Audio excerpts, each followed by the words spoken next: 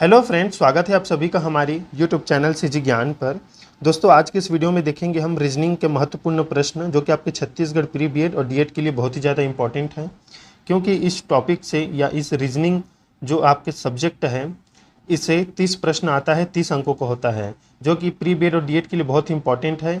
क्योंकि आपके काउंसलिंग के लिए एक एक नंबर इंपॉर्टेंट हो जाता है, एक एक नंबर से आप आगे होते हैं या एक नंबर से आप पीछे होते हैं। तो ज़रूर दोस्तों इस टॉपिक को क्लियर रखिएगा। अगर आपके पास बुक भी है तो बुक से भी पढ़ाई कीजिए, वीडियो भी देख लीजिए, जहाँ से भी आप रीजनिंग की पढ़ाई करना चाहते हैं करिए, लेकिन आपके लिए ये जो टॉपिक है बहुत ही ज़्यादा महत्वपूर्ण है। तो चलिए हम स्टार्ट करते हैं। हमने इस वीडियो में महत्वपूर्ण प्रश्नों को शामिल किया है, तो ज़रूर वीडियो के अंत तक बने रहिएगा। अपने दोस्तों के साथ शेयर कीजिए और चैनल को सब्सक्राइब कीजिएगा और खुद से घर पर एक बार बनाने का प्रयास कीजिए। कॉपी पेन पकड़ कर बैठिए, प्रश्न देखिए, हल करने का प्रयास पहले कीजिए आप। चलिए स्टार्ट करते हैं हम।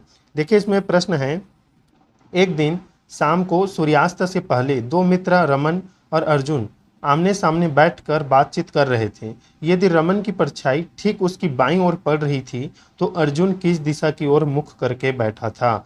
ऑप्शन है पश्चिम, पूर्व, उत्तर, दक्षिण। तो देखिए दोस्तों, इसमें जो प्रश्न है वो दिशा एवं दूरी वाला प्रश्न है, जो कि बहुत इंपॉर्टेंट है। तो सबसे पहले आपको दिशा का ज्ञान होना चाहिए। अगर हम एक मतलब कॉपी में दिशा को इंगित करें तो कैसे करेंगे? तो देखिए, यहाँ पर होगा उत्तर, यहाँ पर होगा पश्चिम, यहाँ पर होगा पूर्व और यहाँ पर दक्षिण। पहले ऐसे कॉपी बना लीजिए। अब इसमें दिया गया है, देखिए, एक दिन शाम को सूर्यास्त से पहले दो मित्र रमन और अर्जुन आमने सामने बैठकर बातचीत कर रहे थे। मतलब आमने सामने बैठकर। यदि रमन की परछाई ठीक उसकी बाईं ओर पड़ रही थी तो अर्जुन किस दिशा की ओर मुख करके बैठा था? मतलब देखिए, सूर्यास्त का समय है, मतलब सूर्य जो है पश्चिम दिशा की ओर होगा, पश्चिम दिशा की ओर। और जो है इसमें रमन की परछाई ठीक उसकी बाईं ओर पड़ रही थी, तो अगर रमन यहाँ पर उत्तर दिशा में बैठेगा, उत्तर दिशा में रहेगा, तभी उसकी परछाई उसकी बाईं ओर बनेगी, मतलब यहाँ पर। चलिए एक बार हम फिर से इसको बनाते हैं। देखिए, चलिए हम पहले बना लेते हैं इसमें। जैसे उत्तर दिशा है, ये दक्षिण, पश्चिम, या पूर्व। तो सूर्यास्त समय दो मित्र रमन और अर्जुन आमने सामने बैठकर बातचीत कर रहे थे। यदि रमन की परछाई ठीक उसकी बाईं ओर पड़ रही थी तो अर्जुन किस दिशा में मुख करके बैठा था? मतलब बाईं ओर अगर परछाई पड़ रही है तो रमन है वो उत्तर दिशा की ओर बैठा है। चलिए हम रमन, देखिए यहाँ पर रमन लिख देते हैं इसमें, और यहाँ पर सूर्य है, ये पश्चिम दिशा है और उसकी परछाई मतलब यहाँ पर बन रही है। यहाँ पर इसको परछाई मान लेते हैं। अब इसमें बोला जा रहा है कि रमन की परछाई ठीक उसकी बाईं ओर पड़ रही थी तो अर्जुन किस दिशा की ओर मुख करके बैठा था? तो हमने इस प्रश्न में पढ़ा है कि आमने सामने बैठे हैं, मतलब आमने सामने बैठे हैं, तो यहाँ पर जो है अर्जुन बैठा है, अर्जुन बैठा है। तो देखिए, अर्जुन की दिशा की जो है उसका मुख किस दिशा में होगा, इसमें यह प्रश्न पूछा है। तो अर्जुन यहाँ पर बैठा है, मतलब रमन का जो है फेस इधर है और अर्जुन का इधर है। तो अर्जुन किस दिशा की ओर मुख करके बैठा है? तो उत्तर की ओर। देखिए, उत्तर की ओर। एक बार फिर से हम इसे समझने का प्रयास करते हैं। देखिए, सूर्यास्त से पहले दो मित्र आपस में बैठे हैं, मतलब सूर्यास्त, अगर सूर्यास्त हो रहा है तो पश्चिम दिशा में सूर्यास्त होता है, और रमन की परछाई उसकी बाईं ओर पड़ी, तो बाईं दिशा ये है, मतलब सूर्य यहाँ पर है और रमन यहाँ पर, तो बाईं दिशा ये हो गया। तो ठीक उसके आमने सामने बैठे हैं तो अर्जुन यहाँ पर आएगा। तो आमने सामने में अगर अर्जुन की मुख की दिशा पूछा जाए तो रमन तो उत्तर दिशा में बैठा है, तो अर्जुन का मुख्य भी दिशा जो है उत्तर दिशा होगा। तो इसका राइट आंसर हो जाएगा दोस्तों ऑप्शन सी, उत्तर दिशा। आपको दिशा की जानकारी जरूर होनी चाहिए, याद रखिएगा। उत्तर यहाँ पर, पश्चिम, पूर्व और दक्षिण, ये आपके लिए बहुत ही महत्वपूर्ण है। इसको पहले बना लीजिएगा, फिर आपके पास जो है आंसर आ जाएगा। तो चलिए देखते हैं दोस्तों अगला प्रश्न। तो देखिए दोस्तों, अगला प्रश्न है, दो के विपरीत सतह का अंक होगा। पासा दिया गया है, दो पासा है ए और बी, इसमें पूछा जा रहा है दो की विपरीत सतह का अंक क्या होगा। तो देखिए, हमने पासा से संबंधित भी वीडियो अपलोड किया है प्लेलिस्ट पर। रीजनिंग का जो एक टॉपिक है पासा, इसी से संबंधित, मतलब इसी से एक प्रश्न आता है आपके प्री बीएड में भी और प्री डीएड में भी एक एक प्रश्न आता है, जो कि आपके लिए बहुत ही महत्वपूर्ण है। तो देखिए, हमने उसमें नियम बता दिया है, अभी भी हम बता देते हैं नियम को। अगर दो पासे होंगे तो क्या करना है। देखिए दो पासा है और दो अंक अगर कोई भी समान है तो देखिए इसमें ए और बी पासा में 5 भी है, ए पासा में, और बी पासा में भी 5 है। तो हमें क्या करना है, हमें क्लॉकवाइज घूमना होता है उस अंक को लेकर। तो देखिए हम पहले ए पासा के लिए अंक लिख देते हैं। तो ए पासा में कौन सा अंक है, 5 है, क्योंकि जिस पासा में मतलब दोनों पासा में जो अंक समान होगा उसे हम पहले लिखेंगे फिर क्लॉकवाइज घूमेंगे। तो ए पासा के लिए है 5 है, 5 के बाद क्या है दोस्तों 3 है, 3 के बाद 1 है। उसके बाद देखिए बी पासा में जो है 5 है, 5 के बाद 2 है, 2 के बाद 4 है। अब देखिए दोस्तों पूछा गया है 2 की विपरीत सतह का अंक क्या होगा। तो इसमें हम दिखाई दे रहा है कि 2 की विपरीत सतह पर 3 अंक है, मतलब 3 अंक होगा। तो ऑप्शन डी इसका राइट आंसर हो जाएगा दोस्तों। आपको क्लॉकवाइज जो है घूमना होगा अगर दो पासे की स्थितियाँ दी गई हो और उसमें दोनों अंक समान होंगे तो याद रखिएगा। इस तरह से इसका आंसर आ जाएगा, बहुत ही सिंपल सा है। तो चलिए देखते हैं दोस्तों अगला प्रश्न। तो देखिए दोस्तों अगला प्रश्न दिया गया है जो कि बहुत ही महत्वपूर्ण है और इस टॉपिक से एक प्रश्न आता है आपके एग्जाम में। दिया गया है 7, 25, 61, 121, फिर प्रश्नवाचक चिन्ह दिया गया है। हमें बताना है कि उस प्रश्नवाचक चिन्ह के स्थान पर कौन सा अंक आएगा, कि 210 आएगा, 211 आएगा, 212 आएगा या 209 आएगा। दोस्तों आप खुद से एक बार बनाने का प्रयास कीजिएगा, आपके एग्ज़ाम के लिए बहुत ही ज़्यादा इंपॉर्टेंट है। आप खुद से दिमाग लगाइए और खुद कॉपी पेन पकड़कर इसे बनाने का प्रयास कीजिए। देखिए हम चलिए इसे बना कर देखते हैं। दिया गया है इसमें 7, फिर दिया गया है दोस्तों 25, फिर 61, फिर 121। कैसे में हुआ है ऐसे हमें देखना है और उसके बाद प्रश्नवाचक चिन्ह के स्थान पर कौन सा अंक आएगा उसे भी देखना है। तो देखिए यहाँ पर क्या गया है दोस्तों, 2 का क्यूब लिया गया है। 2 का क्यूब कितना होता है, तो 2 का क्यूब होता है दोस्तों 8, और 8 में 1 घटा दिया गया है तो ये हो गया है 7। मतलब इसमें क्या गया है, 2 का क्यूब लिया है फिर -1 किया है। 25 में क्या किया गया है दोस्तों, इसमें 3 का क्यूब लिया गया है और -2 किया गया है। मतलब इसमें देखिए एक सीरीज चल रहा है, एक पहला में 1 माइनस किया गया है, दूसरा में 2 माइनस किया गया है, और इसमें भी एक सीरीज में वो बढ़ रहा है क्यूब भी। अब 61 वाला में क्या किया गया है, ये 4 का क्यूब है और इसमें -3 किया गया है। 121 में क्या किया गया है, 5 का क्यूब लिया है और -4 किया गया है। उसके बाद ये सभी आता गया है। अब 121 के बाद हम किसका क्यूब लेंगे और कितना माइनस करेंगे दोस्तों, तो देखिए हम क्या करेंगे, इसमें 6 का क्यूब लेंगे और -5 करेंगे, है ना। तो चलिए इसे हम बनाते हैं। तो देखिए 6 का क्यूब और -5, सॉरी दोस्तों, इसमें 6 का क्यूब और -5। तो देखिए 6 का क्यूब मतलब हमें 6 का मल्टीप्लाई 3 बार करना है, फिर उसमें -5 कर देना है। तो देखिए 6 छक्का 36 और 36 छक्का 216, 216 में -5 करेंगे तो दोस्तों 211। तो ये रहा आंसर दोस्तों, इस प्रकार से किया गया है। तो ऑप्शन भी इसका राइट आंसर हो जाएगा। जरूर बताइएगा दोस्तों कमेंट में समझ में आया कि नहीं, और आप ऐसे प्रश्नों को बनाकर जरूर देखिएगा। अगर आपके पास रीजनिंग का बुक है तो ऐसे प्रश्नों को हल कीजिए। एग्जाम में ये थोड़ा सा कठिन लगता है क्योंकि टाइम निकलता रहता है, तो इसका प्रैक्टिस आप ज़्यादा कीजिएगा। तो देखिए दोस्तों अगला प्रश्न है, बहुत ही महत्वपूर्ण टॉपिक है ये भी, और ये आपके एग्जाम में ये भी ऐसा प्रश्न देखने को मिलता है जहाँ पर क्वेश्चन मार्क दिया होता है। निम्नांकित प्रश्न में प्रश्नवाचक चिन्ह के स्थान पर कौन सी संख्या आएगी। देखिए डब्बे को देखिए दोस्तों, 1 1 2 दिया है, 4 2 4 दिया है, 9 3 6, 16 4, फिर प्रश्नवाचक चिन्ह। हमें सबसे पहले समझना होगा कि आंसर इधर से आ रहा है कि ऐसे में आएगा। तो देखिए यहाँ पर 1 दिया है, 4 दिया है, फिर 9 दिया है, अगर जोड़ेंगे तो 15 आएगा। ये तो नहीं हो रहा है, इससे 16 आंसर नहीं आएगा। 3 2 5 1 6, यहाँ पर 4 दिया है, ये भी नहीं होगा।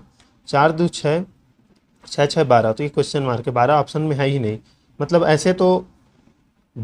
ऐसे वाला तो आंसर इसमें नहीं आएगा, मतलब ये ऊपर से नीचे की ओर इसका आंसर होगा। तो देखिए इसमें क्या गया है दोस्तों, बहुत इंपॉर्टेंट है। 1 1 2 दिया गया है, तो देखिए ये नीचे वाला इसमें आंसर लग रहा है। 1 और 1 दिया है, तो इसमें क्या गया है, पहला वाला हम स्तंभ को देखेंगे, पहला वाला स्तंभ को हम ऊपर से नीचे की ओर देखेंगे दोस्तों, याद रखिएगा। तो इसमें किया क्या गया है, एक को गुणा किया गया है 2 के साथ और फिर 1 से जो है भाग किया गया है। तो कितना आंसर आया है दोस्तों, अगर हम ऊपर का गुणा करेंगे 2 के साथ तो इसका 2 एक कम 2 ही होगा और नीचे में 1, मतलब इसका हम 2 ही मान लीजिए। तो देखिए ये इसका आंसर है, यहाँ पास 2 आ गया। ऐसे किया गया है, मतलब ऊपर के जितने भी अक्षर हैं उसका जो है मल्टीप्लाई 2 के साथ किया गया है दोस्तों। ऊपर वाले जितने भी कॉलम हैं इसका मल्टीप्लाई 2 के साथ किया गया है। चलिए हम दूसरा वाला स्तंभ को हल करके देखते हैं। तो 4 गुणित 2 और भागित इसमें हम भी करेंगे 2 का ही, क्योंकि इसका भाग करना है दोस्तों, याद रखिएगा सेकेंड कॉलम का। तो 4 गुणित इसमें क्या आ गया है 2 से 7 और 2, तो ये हो जाएगा 8 और 2, मतलब ये आ जाएगा 4। देखिए 4 आया है। इस प्रकार से ऐसा किया गया है दोस्तों। यहाँ पर 9 गुणित 2 भागित 3, फिर 9 दूनी 18, 3 दिया है, 3 छक्का 18, 6 आया है, यहाँ पर 6। सेम हमें उसी प्रकार चौथा जो स्तंभ है उसको करना है। 16 का मल्टीप्लाई हम 2 से करेंगे और भागित क्या करेंगे, दिया गया है 4, 4 के साथ। तो 16 दूनी कितना होता है दोस्तों 32, 32 भागित 4 कितना आ जाएगा, 4 अट्ठे 32, आंसर आ जाएगा 8 दोस्तों। तो ऑप्शन ए इसका राइट आंसर हो जाएगा। इस प्रकार से इसको हल किया गया है, मतलब ऊपर वाले जितने भी कॉलम हैं उसको 2 से मल्टीप्लाई किया गया है और जितने उसके नीचे में दिया गया है उससे भाग किया गया है, और ये जितना तीसरा वाला स्तंभ है दोस्तों ये आंसर है उसका। तो ये क्वेश्चन वाले मार्क पर आएगा 8। इस प्रकार इसका सही उत्तर आ जाएगा दोस्तों। तो देखिए दोस्तों अगला प्रश्न है जो कि बहुत ही ज़्यादा इंपॉर्टेंट है। इस टॉपिक से एक प्रश्न आपको एग्जाम में देखने को मिलता है। देखिए इसमें प्रश्न दिया गया है, यदि माइनस का अर्थ भाग है, प्लस का अर्थ गुणा है, भाग का अर्थ घटाना है और गुणा का अर्थ जोड़ना है, तो कौन सा समीकरण सही है। और ये बहुत ही महत्वपूर्ण है। चिन्हों को परिवर्तन करने के बाद हमें जो आंसर लगेगा, मतलब विकल्प में जो सही आंसर होगा, हमें उसको देखना है इसमें चेक करके कि इसमें से कौन सा आंसर आ रहा है इन चिन्हों को परिवर्तित करने के बाद। तो देखिए सबसे पहले आपको क्या आना चाहिए, बोर्ड मास का नियम आना चाहिए दोस्तों। बोर्ड मास का नियम हम यहाँ पर लिख देते हैं। तो देखिए बी से ब्रैकेट हटाना है पहले, अगर ब्रैकेट होगा तो डी से डिवाइड करना है, मतलब हमें भाग करना है। एम से मल्टीप्लाई मतलब गुणा करना है। ए से ऐड मतलब हमें जोड़ना है। ए से मतलब हमें घटाना है। तो सबसे पहले हम डिवाइड करेंगे, मल्टीप्लाई करेंगे, गुणा, फिर जोड़ेंगे, फिर घटाएंगे, तभी हमें सही जो है आंसर मिलेगा दोस्तों। तो देखिए इसका सही उत्तर ऑप्शन सी रहेगा। तो हम इस पर सीधा अप्लाई करके देखते हैं, आप एग्जाम में बना कर देखिएगा। हम यहाँ पर अभी अप्लाई करते हैं चिन्हों को परिवर्तित करने के बाद। तो चलिए दिया गया है 24, 24 के बाद दिया है माइनस, लेकिन यहाँ पर लिखा है माइनस का अर्थ भाग है। चलिए हम भाग डाल देते हैं। फिर दिया है 12, 12 के बाद प्लस दिया है, प्लस का अर्थ यहाँ पर गुणा दिया है, हम गुणा कर देते हैं। फिर उसके बाद दिया है 12, फिर 12 के बाद भाग दिया है, भाग का अर्थ घटाना दिया है, हम घटा देते हैं। 16, 16 के बाद इसमें गुणा दिया है, गुणा का अर्थ दोस्तों जोड़ना बताया है, हम जोड़ देते हैं।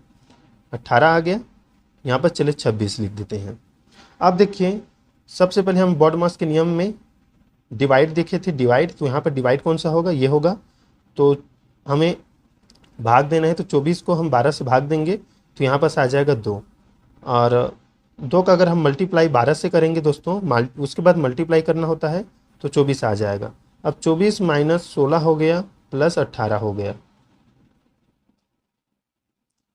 तो देखिए अब हमें ऐड करना है। सबसे पहले हमें जोड़ना होता है, घटाना नहीं है। तो देखिए यहाँ पास 18 और 24 को जोड़ेंगे दोस्तों, क्योंकि 24 प्लस में है, याद रखिएगा। 16 जो है माइनस में, ये नहीं जुड़ेगा। तो 24 और 18 को जोड़ेंगे तो कितना आ जाएगा दोस्तों, 42 आ जाएगा, 42 आ जाएगा। और इस 42 में हमें माइनस 16 करना है, तो इसका सही उत्तर क्या आ जाएगा दोस्तों, 26 आ जाएगा, 26। देखिए ऑप्शन में 26 कहाँ है, ये वाला ऑप्शन है, और इसी को हम बना रहे थे, मतलब इसका उत्तर सही आया। तो ऑप्शन सी यहाँ पर सही उत्तर हो जाएगा, क्योंकि चिन्हों को बदलने के बाद यही सही बैठता है। तो आपको एग्जाम में सभी को बनाकर देखना है। अगर आपको पहला में आंसर आ गया तो बहुत अच्छा है, क्योंकि आपको समय बच जाएगा, लेकिन सभी को बनाकर देखना पड़ेगा, याद रखिएगा। तो इस तरह से आपको हल करना है बॉड मास के नियम के साथ। चलिए देखते हैं दोस्तों अगला प्रश्न। देखिए दोस्तों, अगला प्रश्न है इसमें, कौन सी संख्या उन डॉक्टरों की घोतक है जो न तो इंजीनियर है और न अच्छे वक्ता। हमें इस डायग्राम को देखकर बताना है दोस्तों कि ऐसे कौन से डॉक्टर हैं जो न तो इंजीनियर है और न ही अच्छे वक्ता। देखिए इसमें हम देख लेते हैं पहले, ए जो है इंजीनियर है, मतलब ये जो है त्रिभुज, इसे इंजीनियर माना गया है और इसे ए बोला गया है। बी को क्या बोला गया है, अच्छा वक्ता। बी को कैसा इसमें बताया गया है, गोल बताया गया है और बी लिख दिया गया है उसमें। और सी को भी गोल बताया गया है और सी जो है डॉक्टर है। तो हमें बताना है कि ऐसा कौन सा डॉक्टर है जो कि न तो इंजीनियर है और न ही अच्छे वक्ता। ए जो है इंजीनियर है, बी जो है अच्छे वक्ता है और सी जो है डॉक्टर है। देख लीजिए इसमें, तो हमें बताना है इसमें कि कौन ऐसा डॉक्टर है जो न तो इंजीनियर है और न ही अच्छे वक्ता। तो डॉक्टर पूछा है तो हमें गोला को देखना है, जो सी वाला है उसको। तो देखिए इसमें सी में जो है कौन सा ऐसा अंक है जो बाहर है, न तो इंजीनियर के अंदर है और न ही अच्छे वक्ता के अंदर। तो देखिए यहाँ पर दो जो है वो बाहर है दोस्तों, सीधा इसमें दिखाई दे रहा है। तो इसका आंसर हो जाएगा ऑप्शन ए 2। न तो ये तो इंजीनियर है, क्योंकि देखिए इसमें ये इस त्रिभुज के अंदर भी नहीं है 2 अंक, और न ये बी मतलब अच्छे वक्ता के अंदर भी नहीं है। तो ये केवल डॉक्टर के अंदर है। अब क्या प्रश्न पूछा है, जो डॉक्टर का ही घोतक है, न तो इंजीनियर है और नहीं अच्छे वक्ता। तो इसमें क्या हो जाएगा, ऑप्शन ए मतलब 2 इसका राइट आंसर हो जाएगा। वो इंजीनियर भी नहीं है और नहीं अच्छा वक्ता है। और ऐसा प्रश्न आपको एग्जाम में देखने को मिलेगा दोस्तों। कमेंट बताइएगा ये वाला जो है आपको समझ में आता है कि नहीं। और भी डिफ़िकल्ट प्रश्न होते हैं, उसको भी हम नेक्स्ट वीडियो में लाएंगे और प्रैक्टिस आपके लिए भी प्रश्न रखेंगे, उसमें आप ज़रूर उसे बनाकर बताइएगा। चलिए देखते हैं अगला प्रश्न दोस्तों। देखिए दोस्तों, अगला प्रश्न है जो कि बहुत ही ज़्यादा महत्वपूर्ण है। कथन और निष्कर्ष से संबंधित आपके एग्जाम में प्रश्न आता है। देखिए इसमें कथन दिया गया है, सभी हवाई जहाज रेलगाड़ी है। दूसरा कथन है, सभी रेलगाड़ियाँ कुर्सी है। तो निष्कर्ष बताना है कि कौन सा निष्कर्ष सही है हमें। तो सबसे पहले दोस्तों, ऐसे प्रश्न को सॉल्व करने से पहले आपको डायग्राम बनाना होता है, तभी आप इसे सॉल्व कर सकते हैं। देखिए कथन को पढ़िए और कथन के हिसाब से आप डायग्राम बनाइए, उसके हिसाब से हम इसको सॉल्व कर सकते हैं। दिया गया है सभी हवाई जहाज रेलगाड़ी है। चलिए हम हवाई जहाज को एच से डिनोट करेंगे। तो एच हवाई जहाज है, इसका गोला ये है दोस्तों। सभी हवाई जहाज रेलगाड़ी है, मतलब सभी हवाई जहाज रेलगाड़ी के अंदर आएंगे। तो ये रेलगाड़ी के लिए हम गोला घेर देते हैं और इसे हम आर लिख देते हैं दोस्तों। ये हो गया। अब इसमें दिया गया है दूसरा कथन में, देखिए सभी रेलगाड़ियाँ कुर्सी है, मतलब जितनी रेलगाड़ियाँ वो सभी कुर्सी हैं, या सभी रेलगाड़ियाँ जो है वो कुर्सी है। तो रेलगाड़ी किसके अंतर्गत आएगा, तो कुर्सी के अंदर आएगा। तो हम कुर्सी के लिए गोला घेर देते हैं दोस्तों और इसको हम के से डिनोटेट कर लेते हैं। ये हो गया दोस्तों। अब निष्कर्ष पढ़ते हैं कि कौन सा निष्कर्ष इसमें सही साबित होता है। निष्कर्ष पहला देखिए, दिया गया है कुछ हवाई जहाज कुर्सियां हैं। कुछ हवाई जहाज, एच जो है कुर्सियां हैं, तो बिल्कुल नहीं है। इसमें इस तरह की कोई कथन में कहा नहीं गया है, बिल्कुल नहीं है, मतलब जो निष्कर्ष पहला है वो गलत हो गया। दूसरा निष्कर्ष देखिए, कुछ कुर्सियां हवाई जहाज है, बिल्कुल नहीं, ये भी कथन में नहीं दिया गया है। और यहाँ पर डायग्राम से भी स्पष्ट है कि कुछ कुर्सियाँ हवाई जहाज बिल्कुल नहीं है। उसके बीच में जो है रेलगाड़ी से संबंधित जो हम आरेख बनाए हैं वो है। तो ये निष्कर्ष 2 भी गलत हो गया दोस्तों। तीसरा निष्कर्ष देखिए, कुछ कुर्सियाँ रेलगाड़ी है। देखिए कुछ कुर्सियाँ, ये जो बड़ा गोला है बाहर वाला कुर्सी के लिए है और उसके अंदर रेलगाड़ी है, मतलब कुछ जो है कुर्सी रेलगाड़ी तो है, मतलब ये कथन आपके लिए सही होता है दोस्तों। ये जो कथन है आपके लिए सही है। चौथा निष्कर्ष देखिए, कुछ रेलगाड़ियां हवाई जहाज है।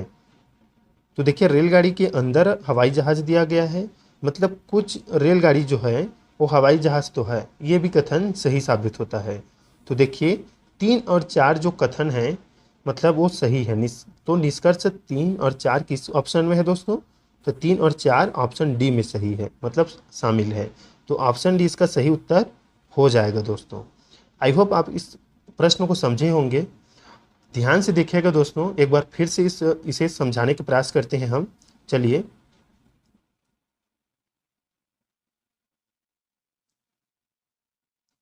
हमने देखा कथन के हिसाब से बनाया है, सभी हवाई जहाज रेलगाड़ी है, सभी हवाई जहाज रेलगाड़ी है, तो हवाई जहाज मतलब अंदर में आएगा रेलगाड़ी के, तभी तो सभी हवाई जहाज रेलगाड़ी होगा। उसके बाद सभी रेलगाड़ियाँ कुर्सी है। अब रेलगाड़ी हमने बना दिया है और इसमें बोला है सभी रेलगाड़ी कुर्सी है, तो रेलगाड़ी अंदर में आएगा कुर्सी के, तो हम कुर्सी बाहर के लिए बाहर गोला बना दिए। ये हो गया डायग्राम। अब निष्कर्ष पढ़िए, कुछ हवाई जहाज कुर्सियाँ हैं, बिल्कुल नहीं है, क्योंकि जो कुर्सी है वो रेलगाड़ी है और रेलगाड़ी जो है कुर्सी है, तो ये तो गलत हो गया कथन।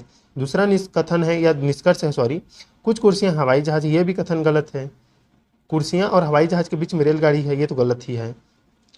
कुछ कुर्सियाँ रेलगाड़ी है, ये बिल्कुल सही है। कुछ कुर्सी देखिए इसमें रेलगाड़ी है, और जो सभी रेलगाड़ी है वो मतलब जितने भी रेलगाड़ी है वो कुर्सी के अंदर आते हैं। चौथा निष्कर्ष देखिए, कुछ रेलगाड़ी जो है हवाई जहाज है। देखिए हाँ, तो इसमें बिल्कुल सही है, रेलगाड़ी के अंदर हवाई जहाज दिखाई दे रहा है, वो छोटा सा है, मतलब कुछ रेलगाड़ी जो है हवाई जहाज तो है, और सभी हवाई जहाज जो है रेलगाड़ी भी है, ये दिखाई दे रहा है। तो ऑप्शन डी इसमें सही होता है। तो इस तरह इसका ऑप्शन डी सही आंसर हो जाएगा। आपको एग्जाम में जो है डायग्राम बनाने की आवश्यकता पड़ेगी दोस्तों इस प्रश्न के लिए। चलिए देखते हैं दोस्तों अगला प्रश्न। तो देखिए दोस्तों, अगला प्रश्न है आकृति से संबंधित, और ये एग्जाम में आपको देखने को मिलता है आकृति से संबंधित कि उसमें प्रश्नवाचक के स्थान पर कौन सी आकृति आएगी। और ये जो है आपके प्री बीएड और डीएड के लिए बहुत ही ज़्यादा इंपॉर्टेंट है, साथ ही साथ अदर एग्जाम्स के लिए भी, खासकर एसएससी में जो है आपके एग्ज़ाम में ये पूछा ही जाता है, और प्री बीएड और डीएड में भी देखने को मिल ही जाता है। देखिए दोस्तों, हमने रीजनिंग के सभी टॉपिक्स पर जो है वीडियो बनाया है, सभी टॉपिक्स पर। अगर आपने नहीं देखा है तो प्लेलिस्ट पर जाइए हमारे चैनल के सीजी ज्ञान के, वहाँ पर रीजनिंग के लिए बहुत सारी वीडियो अपलोड है, लगभग 22-23 वीडियो अपलोड हैं, सभी टॉपिक्स के ऊपर हमने बनाया है, तो जाकर देख लीजिएगा, कंप्लीट है।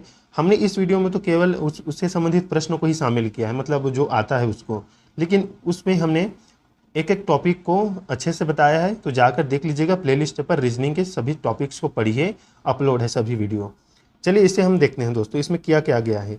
ये देखिए प्रश्न आकृति है, त्रिभुज है, आपका जो है आयत दिया गया है, इसमें दिया गया है ये ऐसा डायग्राम दिया गया है जो एक दूसरे से इस प्रकार से मतलब किसी न किसी तरह से जुड़े हुए हैं, और प्रश्न के चिन्ह के स्थान पर कौन सा डायग्राम आएगा उसको उत्तर आकृति में दिया गया है। मतलब इस उत्तर आकृति में से एक जो आकृति है, इस प्रश्न आकृति मतलब इस प्रश्नवाचक चिन्ह के स्थान पर आएगा दोस्तों, इसको देखना है हमें।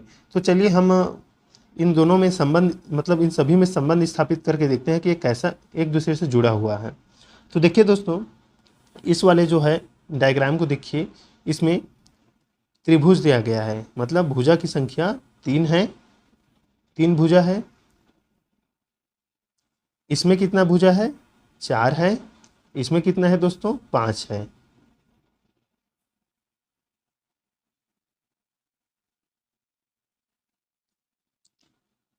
इसमें 3 है, 4 है और 5 है। और इसमें ध्यान से देखिए दोस्तों, इसके अंदर में जो है इसकी आकृति जो है अंडाकार रखा गया है, सभी में अंडाकार है, मतलब इसके उत्तर आकृति में भी अंडाकार ही होगा। तो ये वाला ऑप्शन तो पहले से ही कट गया है, इसको हम ध्यान नहीं देंगे। और इसमें ध्यान दीजिए कि 3 के बाद 4 है, 4 के बाद 5 है, तो 5 के बाद क्या आएगा? 6 आएगा। तो हमें उसी प्रकार की आकृति देखना है। तो देखिए ये वाला ऑप्शन है ही नहीं। और 6 किस में है? 6 भुजा, मतलब ये कोण जो उसमें है, कोना की संख्या, तो देखिए इसी वाले ऑप्शन में, ऑप्शन डी में। तो यही इसका सही उत्तर हो जाएगा दोस्तों। 1 है, 2 है, 3 है, 4 है, 5 है और 6 है। इसको ध्यान से देखिए, और इसके अंदर भी जो है अंडाकार जो है गोला बना है। ये वाला आकृति भी हो सकता था, लेकिन ये जो है गोला, इसमें पूरा गोला दिया गया है, ये अंडाकार है। तो इस प्रकार से इसका सही उत्तर ये हो जाएगा। और इसमें क्या क्या गया इसके भी देख लीजिए, ये ऑप्शन ए भी नहीं रहेगा। इसमें पहले वाला ऐसा है, मतलब ऊर्ध्वाधर, फिर ये क्षैतिज है, फिर ऊर्ध्वाधर है, तो फिर क्षैतिज आएगा। तो ऊर्ध्वाधर तो वाला आएगा नहीं दोस्तों, तो ऑप्शन डी क्षैतिज वाला ही आएगा। तो ऑप्शन डी सही होगा, उसको भी ध्यान रखिएगा दोस्तों। तो देखिए दोस्तों, अगला प्रश्न है, हमें इस प्रश्न में हमें भिन्न को जानना है। 4 इसमें आकृति दिया गया है, इसमें से कौन सा भिन्न है, इसको हमें पहचानना है। आप कमेंट में जरूर बताइए दोस्तों, इस आकृति में आपको भिन्न क्या लग रहा है। बहुत ही आसान सा प्रश्न है, दिया गया है। देखिए A B C D option है, इसमें से एक आकृति भिन्न है। 3 आकृति किसी न किसी तरह से समान है, लेकिन एक आकृति जो है भिन्न है। तो देखिए दोस्तों, इसमें ध्यान से देखिए, ए जो ऑप्शन है उसमें अगर हम ऐसे ऊर्ध्वाधर की बात करें तो इसमें ऊपर लकीर दिया गया है, इसमें ऐसा लकीर दिया गया है। इसको अगर हम बैठाएंगे इसमें तो यहाँ पर ये बैठ जाएगा, बिल्कुल सही है। उसी प्रकार बी वाला ऑप्शन में देखिए ऐसा दिया गया है और उसके ये नीचे भी ऐसा ही दिया गया है, मतलब ये बिल्कुल आकृति समान चल रहा है। डी वाले ऑप्शन में भी समान चल रहा है आकृति, लेकिन सी वाले ऑप्शन में देखिए कैसा दिया है, एक आकृति ऐसा है ऊपर का भी और नीचे का ऐसे। अगर हम इसको मिलाएंगे तो ऐसे हो जाएगा, मतलब ये विपरीत बता रहा है, एक दिशा में नहीं हो रहा है। तो ये जो है ऑप्शन सी भिन्न हो जाएगा दोस्तों। इस पर भी ध्यान रखिएगा, ऐसे प्रश्न आपको एग्जाम में देखने को मिलता है। ये तो समान है, एक ही दिशा की ओर जा रहे हैं, लेकिन ये जो है भिन्न हो जा रहा है। अगर ये ऐसा होता तो ये भी सही होता, लेकिन ये भिन्न है। तो ऑप्शन से इसका राइट आंसर हो जाएगा, ध्यान रखिएगा। बहुत ही आसान सा प्रश्न था। देखिए दोस्तों अगला प्रश्न है, बहुत इंपॉर्टेंट है। 7 दिया है, प्रश्नवाचक चिन्ह है 36 है, 42 है, 9 है, 6 है। हमें प्रश्नवाचक चिन्ह के स्थान पर कौन सा अंक आएगा उसको हमें बताना है दोस्तों। हमें इस तरह से जो गोला वाला प्रश्न होता है उसमें हमें सामने देखना होता है दोस्तों। जैसे ऐसे देखना होगा, ऐसे देखेंगे, ऐसे देखेंगे, याद रखिएगा ऐसे प्रश्न ऐसा ही हल होता है। तो देखिए 42 कैसे में आया, तो अगर हम 7 का पहाड़ा 6 बार पढ़ेंगे दोस्तों, या 7 का मल्टीप्लाई 6 से करेंगे तो आएगा 42। देखिए सामने का हमें हल करना है। इसी प्रकार 6 से 36 कैसे होगा, तो 6 का मल्टीप्लाई यहाँ पर किया गया है दोस्तों 6 के साथ ही, तो 36 आया है। उसी प्रकार देखिए यहाँ पर 9 का हम 6 के साथ मल्टीप्लाई करेंगे तो कौन सा आंसर आएगा बताइए दोस्तों। तो देखिए 9 छक्का 54, तो इसका सही उत्तर क्या हो जाएगा 54। तो ऑप्शन को हमने यहाँ पर हटा दिया है दोस्तों, लेकिन 54 इसका सही उत्तर रहेगा। मल्टीप्लाई 6 के साथ होते गया है, याद रखिए इसमें देखिए, तो यहाँ पर 54 आ जाएगा प्रश्नवाचक चिन्ह के बाद। तो इसमें याद रखने योग्य यही बात है कि उसके सामने का जो होता है उससे आप पहले देख लीजिएगा। प्रश्नवाचक चिन्ह वाले को हटा दीजिए पहले, और इसको देखिए कि 7 से 42 कैसे में आया है, 6 से 36 कैसे में आया है, उसके बाद उसी तरह से इसको भी हल करिएगा। चलिए देखते हैं दोस्तों अगला प्रश्न। देखिए अगला प्रश्न बहुत ही इंपॉर्टेंट है, ये भी दिया गया है। देखिए यहाँ पर 81 है, 729 है, फिर 9 है, 64 है, 512 है, फिर 8 है, 49 है, प्रश्नवाचक चिन्ह है, फिर 7 है। किस तरह से हल किया गया है इसको समझते हैं दोस्तों। देखिए हमें इससे संबंध अगर हमें पता चल जा रहा है, इसमें हम ज़्यादातर अगर हम पहाड़ा पढ़ते हैं या मल्टीप्लाई करते हैं तो हमें पता है 9 ने 81 होता है, 8 अट्ठे 64 होता है, 7 सत्ते 49 होता है। इसमें दिया गया है, मतलब यहाँ पर जो है 9 का वर्ग किया गया है, 9 का वर्ग किया गया है, यहाँ पर 9 लिखा गया है। तो देखिए 729 क्या है दोस्तों, ये 9 का क्यू है, 9 का क्यू है। उसी प्रकार यहाँ पर ये 64 है, 8 का वर्ग है, और ये 8 का क्यू है, और यहाँ पर 8 लिख दिया है। तो सेम इसी तरह ये वाला जो है ये सॉल्व होगा दोस्तों। तो कैसे होगा, तो 7 का क्यू रहेगा वहाँ पर, ये 7 का वर्ग जो है इसका मतलब 7 सत्ते 49 होता है, तो 49 दिया गया है, और यहाँ पर 7 का क्यू करना है हमें, क्योंकि यहाँ पर 7 दिया गया है तो क्यू हमें करना है। तो देखिए 7 गुणित 7 गुणित 7 कितने आ जाएगा, 7 सत्ते 49 और 49 सत्ते 343, तो 343 आ जाएगा। तो इसका सही उत्तर कौन सा है दोस्तों, तो ऑप्शन सी सही उत्तर हो जाएगा। इस तरह से ये हल हुआ है, बहुत ही आसान सा प्रश्न है। आप पहले संबंध स्थापित करके देखिए दोस्तों कि किस तरह से ये जो नीचे वाले अक्षर है ऊपर से संबंधित है, या अगल या बगल किस प्रकार से संबंधित है, इस पर भी ध्यान दीजिएगा। इस प्रकार इसका आंसर आ जाएगा। देखिए दोस्तों अगला प्रश्न है, ए बी से छोटा है परंतु सी से लंबा है, डी ए से छोटा है परंतु सी से लंबा है, ई बी से छोटा है लेकिन ए से लंबा है, तो सबसे छोटा व्यक्ति कौन है। ऑप्शन है बी सी ए डी। तो देखिए इस तरह से प्रश्न कैसे सॉल्व होता है दोस्तों, आपको मतलब इसमें एक सिंपल सा रेखा बनाना होगा, हम उसके बाद उसके आंसर तक पहुंच जाएंगे। देखिए ए जो है बी से छोटा है परंतु सी से लंबा है, तो आप क्या कीजिए, एक लकीर खींचिए, ए जो है बी से छोटा है परंतु सी से लंबा है, तो मतलब यहाँ पर बी अगर हम मान लीजिए इस ये लकीर, पहले वाले जो लकीर है उसको हम बड़ा रखिए, मतलब ऐसा लंबा रखिए कि आप और भी डायग्राम उसके अगल बगल बना सकें। तो देखिए यहाँ पर हम इस लकीर को बी मान लेते हैं दोस्तों, इसको हम बी मान लेते हैं, ये बी वाला है। उसके बाद देखिए यहाँ पर बोला है ए बी से छोटा है, ए जो है बी से छोटा है, तो ये जो लकीर है बी है, तो चलिए हम बी से छोटा बना लेते हैं ए लकीर। यहाँ पर हो गया ये रेखा। अब यहाँ पर बोला है परंतु सी से लंबा है, ए जो है बी से छोटा है परंतु सी से लंबा है, मतलब ए से छोटा सी है दोस्तों, ये बोला जा रहा है यहाँ पर, सी से लंबा है ए। अब हो गया। अब यहाँ पर बोला है डी जो है ए से छोटा है परंतु सी से लंबा है। अब ए से छोटा है डी लेकिन सी से लंबा है, तो सी से थोड़ा सा हम बड़ा जो है डी बना देते हैं, जो ए से छोटा भी लगे और सी से बड़ा भी लगे। ये हो गया। अब देखिए ई बी से छोटा है लेकिन ए से लंबा है, ई जो है बी से छोटा है लेकिन ए से लंबा है, तो बी से छोटा क्या है ई, तो चलिए हम इस पर ई बना देते हैं, या इस साइड बी से जो है ई जो है बी से छोटा है लेकिन ए से लंबा है, मतलब ए से थोड़ा सा ऊपर कर लेते हैं यहाँ पास। ये हो गया लकीर ई। अब बताइए दोस्तों सबसे छोटा व्यक्ति कौन है, कौन सा लकीर आपको सबसे छोटा प्रतीत हो रहा है यहाँ पास, कमेंट में जरूर बताइए आप भी।